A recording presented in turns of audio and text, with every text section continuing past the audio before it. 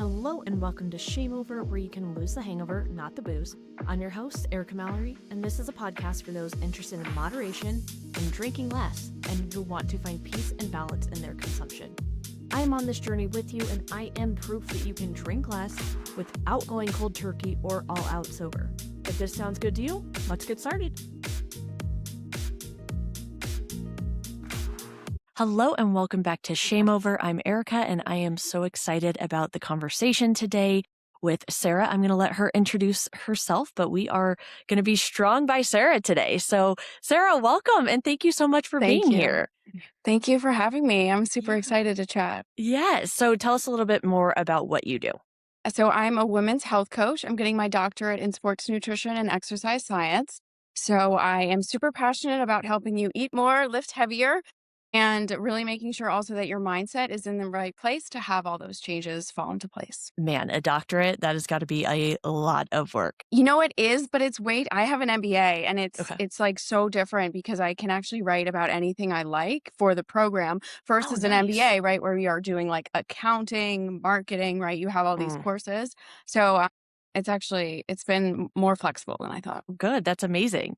And how did you get into this? Because obviously I came across you on Instagram and I just love what you do. And I've always been into health and fitness, but your approach is just something that I really resonated with. So how did you get into this? Totally by accident. Okay. So I actually worked in fashion for most of my life. I grew up in Connecticut. I always wanted to move to New York and be that girl working at the magazine in fashion, shopaholic at heart. And I was a runner for most of my life, always fairly athletic. But essentially what happened was I got an eating disorder later in life. I got professional treatment for it. And I was kind of learning how to manage eating more, recovery, but also still very much being a runner. And I got injured and I was told I couldn't run. And so I started lifting weights because I was like, what else am I going to do? And I couldn't really believe that lifting was starting to give me the body that I had always wanted, even though frankly, my calories were still quite low. So it was still very much a work in progress there, but lifting gave me what running never did. And I literally started documenting the journey on Instagram because I quite literally could not believe what I was seeing. Like the body the muscle, even on like tiny me. So it was just a side hustle. And I loved my job in fashion. I got my MBA. I started to do more fashion analytics, running a personal shopping team. But I was honest with the company. I was like, I have bigger financial goals for myself. And they were like, you're not going to do that if you don't go into analytics. I didn't really want to do that. And then the kind of side hustle business took off with a few viral videos for my weighted ab program. I started selling PDF programs and it's kind of snowballed into what it is now. Multi-million-dollar company, one-on-one clients, workout app. And my husband went full-time in the business last year when it really took off. So it's been a complete 180 from where I thought I was. But essentially, I always loved fashion because I was helping women grow confidence through clothing. And now it's kind of the same deal, just eating more and not running themselves to death, basically. Well, and that's why I love your approach, because obviously, for me, it is all about finding that balance and moderation and not the all or nothing, because how I even got into this was basically I realized that I was, drinking a little bit more than I wanted to, but I had tried every diet that it was all about the all or nothing. And I'm like, that is not healthy, doing the all or nothing with alcohol. And, that's why so many people relapse and all that. Right. Personal opinion there.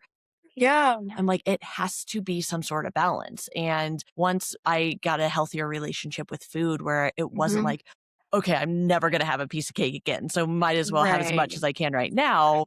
Right. It became such a more peaceful, just overall being. Yeah, absolutely. All or nothing is really, it's kind of like the kryptonite of so many of us. Some women use it as an excuse, right, to just go off the rails. Oh, well, I've had cake, so now what else can I get? But also just kind of the self-deprecation that can go along with that, right? I'm terrible, I'm fat, I'm this, I'm that. Instead of just saying, I had some cake, in 2 hours again, I'm going to be hungry. So let's be focused again and having what we really want very top of mind instead of really being more of like a choice. Will I or won't I? Yes. It's take the negotiation piece out of it. So it isn't always the negotiation. Yeah, That's why it's so absolutely. exhausting and takes up so much brain power. For sure, for sure. So for me with alcohol, when I stopped drinking, I Mhm. wasn't sure how long it was going to be. But what I tell my clients is it's not like every dinner I go to, I say, will I or won't I?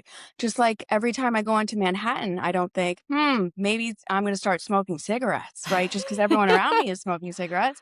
And the drama of taking it off the table, like you don't even think about it. Yes.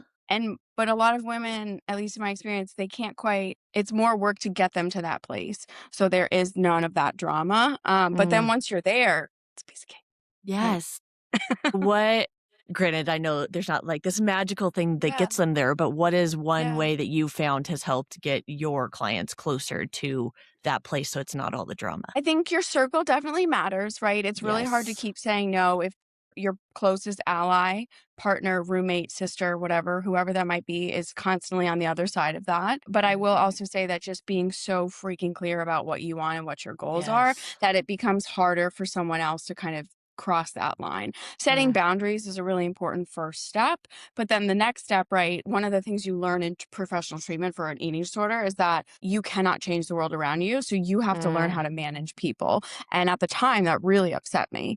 But now I know that I have to stand my ground regardless of what it is, right? And that kind of mental fortitude to say, no, no, this is what I need no matter what. It's like a muscle in the gym. You just have to practice, but you have to be willing to practice and have people say something. exactly. For me, the Yeah. biggest thing is practice because, I see people do like dry January and they just Hmm. close themselves off for the entire month, don't do Right. anything social, not around any Right. triggers or anything. Same thing, Right. if their New Year's resolution is to lose a bunch of weight or whatever. It's like, well, Yeah. I'm dieting. I'm not going to go. I'm going to say no Hmm. to all this. Then they get themselves seeing the girls or have this party Right. and all the Yeah. food's there or the drinks are there. And it's like, you can't help yourself because you've messed up your head so much with the I can't have this, that it's all you Right. want. Yeah, so Right. finding that piece, the way you're able to do it is through practicing being in these environments and being Hmm. able to say no or being able to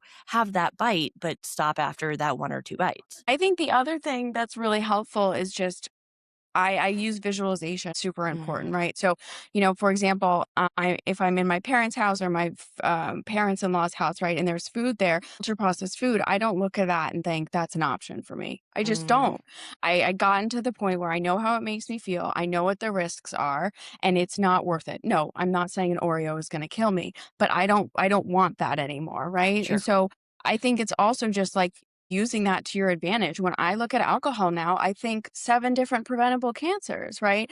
And Mhm. so sometimes it's not about fear mongering, but Yep. it's just about being real, right? Let's be honest, that's what that could lead to. Yeah, And at a certain absolutely. point, if you get sick enough, unfortunately, I think you're less willing to take these risks. Yep. No, I definitely get that. And I think where you're at is also where I am with people where helping people so it never has to get to that point where it is such Right. a drastic thing. Right. Right. Yeah.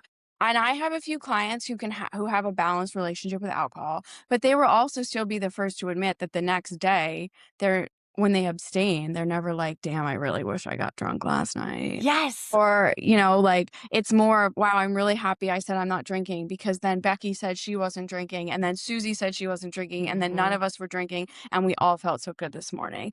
And And so we like, still had fun. yeah, right, Yes. right, I think right, that people think if they don't, they're gonna be a wet blanket, they're not gonna have fun, no one's gonna have any fun, and it's like, well, right, if that is the case, then maybe you need a new, like you said, circle of friends because right, I have probably more fun going out sober, which I never right. thought that that would be the case, but I'm Right, myself, I'm able to actually be present with people and remember it the next day and do what I want the next right. day, not just be lounging because I feel so terrible. Right, right. And the intention's really you're at a there's an Oreo, you eat the want it, cool. If the intention is, "Oh my god, I have to eat that Oreo because I am so deprived and so hungry that I have Yes. to have that sugar," and then you can't switch it off because your leptin is so low because of the chronic dieting, right? Like, Mm, that is very different. So your mindset around it as well. Like, I have one client who she is just quite simply not comfortable saying no to being handed a drink at work events, but she yes. can hold that drink and not drink from it all night. So that's her Amazing. Sure. Versus me, like, I'm like, "No, absolutely not. Don't give me that. I don't Hmm. want that." But so you also what's your line? Is practice not crossing it. Yes, that is so beautifully put. The clients that work with you, I'm sure they're kind of Mhm, all over, but do you have kind mhm. of are you just with women? Do you find yourself really attracting more of like a certain age group type thing? So, I mean, really like the 35 to 55, Okay. that's a very wide sweet spot, I would say, but I definitely prefer to work with women who are looking to grow muscle recomp versus just pure fat loss.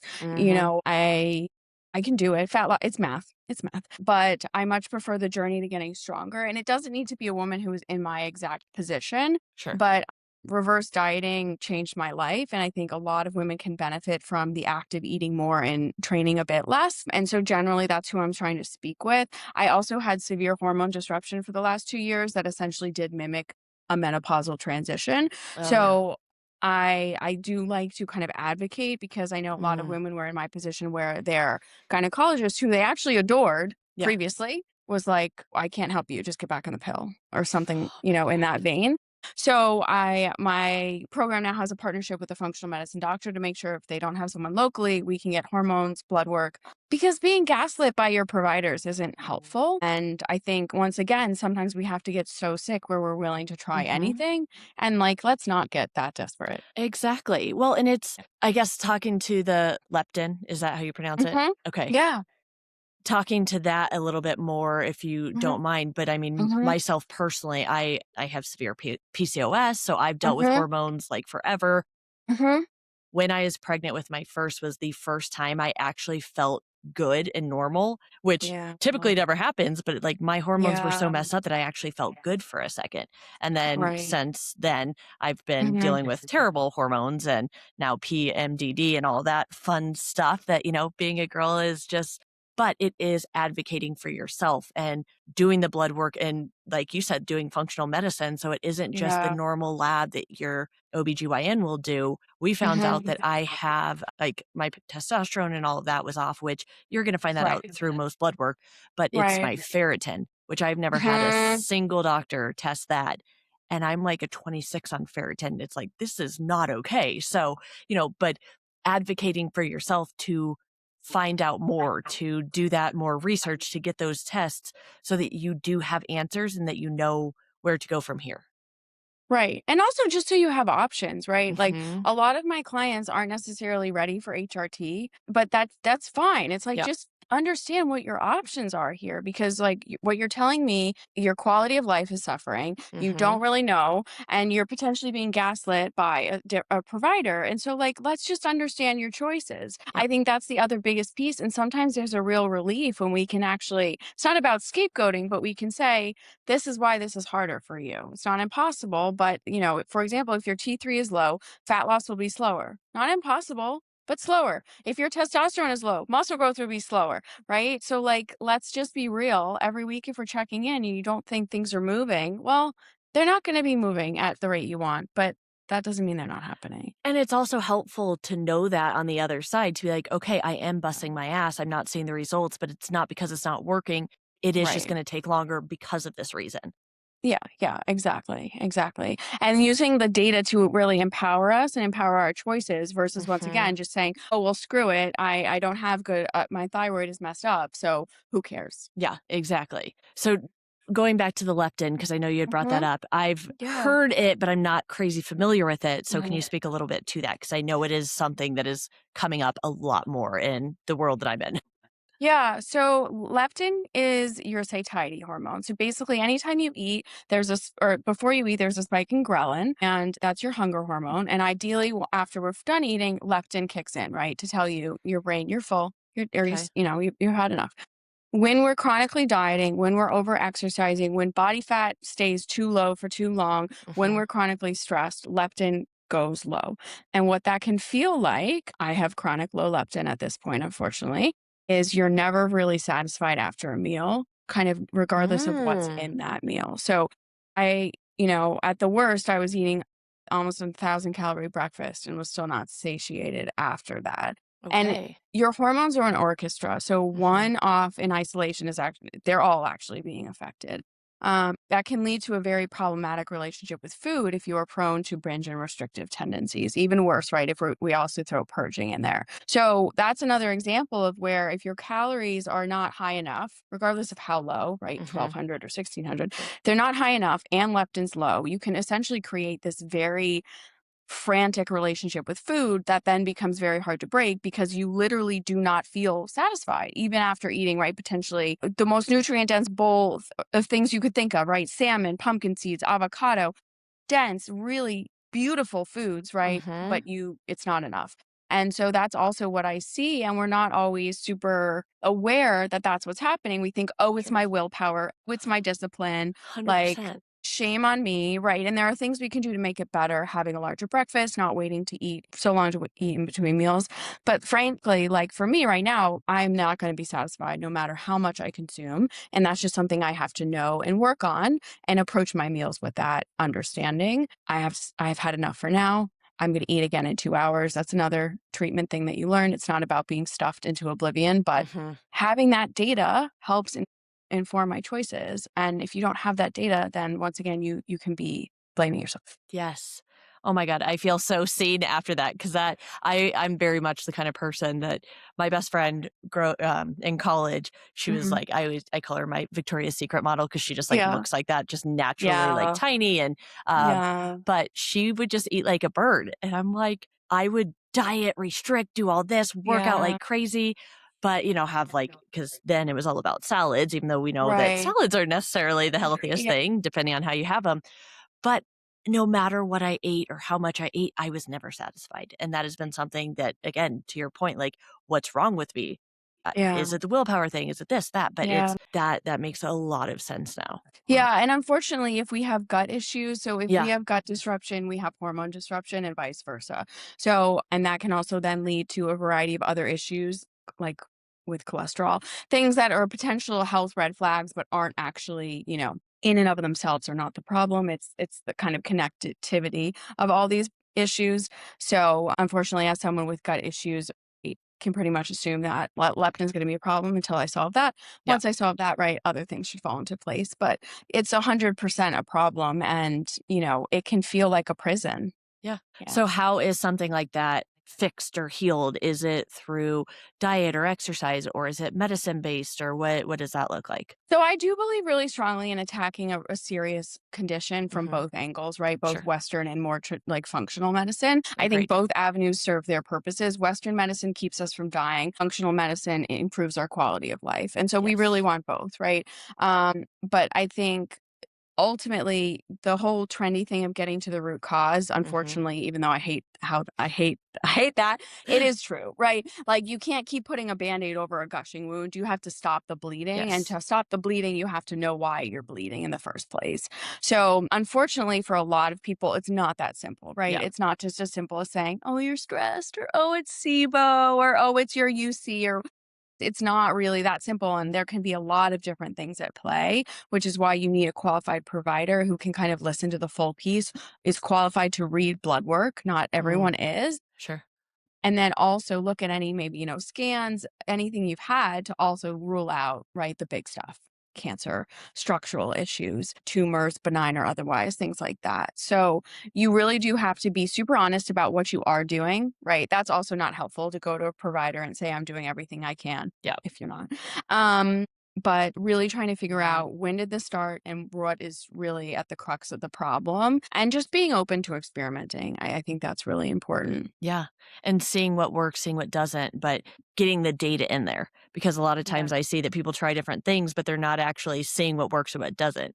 So, like, I always let them know, especially, for me in particular, like, Mhm. if you had a really successful day with drinking or with eating, what did you do? What did you not do? Because a lot of times we look at what went wrong and focus Right. on, like, "Oh, I did terrible yesterday," and Mhm. start picking that apart. But it's like, look at the day you crushed it. Like, what went right there, and how can you replicate that moving forward? Because I think that we miss so much of that opportunity. For sure, for sure. Yeah, I mean, a big thing in coaching, right, or therapy frankly, is celebrating the wins and not just focusing on the misses. But Hmm. yeah, I mean, if you're super confident, right, that you're fueling, you're getting enough food in, and then okay, great. Maybe it's the workouts that are a problem. Maybe it's your job, right? Problem, right? Maybe it's those other areas that we need to work on versus, just saying that, oh, I don't know, screw it. Yeah, exactly. Yeah. So I know that you've brought up a couple times eating Mhm. more calories, because I've actually, a few of my clients have started working with nutritionists recently or other Mhm. things. And they're like, Yeah. I'm eating more than I have like in as long as I can remember. So Yeah. why is that becoming such like a, I guess, more common? I know why, but from your Yeah. opinion. For sure. I speak with women all the time who say, I grew up in the 90s, the thin was in, not eating was the thing, eating really low fat, being afraid of carbohydrates. Mm, And, I think, to be honest, there are people who continue to tell themselves that story, and then, yeah, then there are people who don't. Regardless of what you think affected your relationship with those foods, the pressure to be thinner can come from anyone. It can come from a family member, it can come from a magazine, like that's all fine. yeah, I think what we're realizing now is once again, your quality of life is going to be infinitely worse if you're not fueling for whatever reason, right? And there are enough women out there now who are maybe not professional athletes, but almost in that sure. realm who eat more and look freaking amazing. And it's not really a secret anymore that they're not getting that way by starving themselves, right? Yeah. And it's becoming more and more apparent with social media that more women like this exist and that it's possible for you, right? It's possible for them, it's possible for me, it's possible for, your sister kind of thing. And that underfueling is not anything new, right? In sports, Yep. we know that as well. But having a better quality of life and actually focusing more on muscle growth versus fat loss all the time or seeing the scale go down, I don't know if it's come from the body positivity movement or, more just information on longevity and that we do need muscle to age well. Hmm. But I think once you start eating more and your life improves, like it's so hard to go back in a good way. Yeah. Well, and I know for you, it is so much about getting stronger. And Hmm. with that, if you're lifting right and eating right, you're going to get very Right. lean. You don't, Right. we have this Right. preconception that like lifting means bulk. Like, no, not at all. It's, you have to be doing a lot to get just bulky, which we know most people are doing like the 2 to 3 pounds and is like, that's the Right. most I'll do because I Right. don't want to get bulky. Yeah.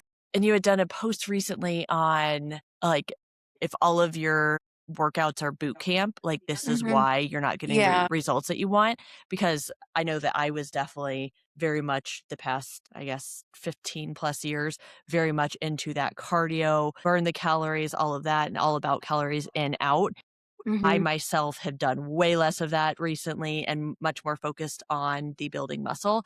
But talk to us about why that's important, especially for women as, we're aging, whether that's in our 40s, 50s, beyond. For sure. So it's just not providing the right kind of stimulus, right? So Mhm. there's aerobic activity and there's anaerobic activity. Anaerobic activity is lifting, incline walking, sprinting, anything that is going to be it's affecting your metabolism in your body for more than the duration. So up to 72 hours after sprinting, your body is still literally recovering from that. It's still working to get your heart rate back, your oxygen, your VO2 max. It's very effective and it can be very intense for a short period of time.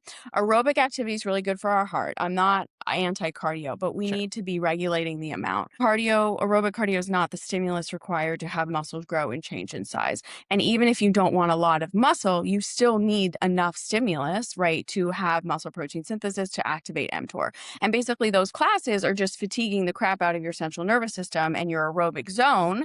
They're not actually providing that stimulus, right? So even though you feel your biceps and your glutes working, that doesn't mean they're growing. Mm. And that doesn't mean that your body is actually going to change. And the focus on burning calories is actually a fool's errand, right? Because the more muscle you have, the more calories you burn all day long, even doing nothing. Okay, if you are sitting there realizing you've been under fueling, over exercising, and wondering why your body feels so stressed instead of strong, this is your sign to stop fighting it and start supporting it. But don't worry, we are not done, because in the next episode, Sarah and I shift gears in a very big way. We are diving into cortisol, nervous system regulation, and the real reason why so many women like me end up drinking or shopping or scrolling or snacking when we feel overwhelmed. We talk about confidence without the cocktail, about social pressure and identity. And Sarah actually shares her own turning point with alcohol and why it stopped being real cute real quick. So, if you have ever poured a drink to calm down or to take the edge off or feel a little bit more confident in the room, you don't want to miss part 2. Make sure you are subscribed so it drops right into your feed, and I'll see you in the next episode. ShameOver is the mindful drinking program designed for women who desire to drink less without losing the booze completely. If you want to transform your relationship with alcohol and live a healthier, confident, and balanced life, go to shameover.me and get started today. You deserve it, you're worth it, your future self thanks you. Cheers!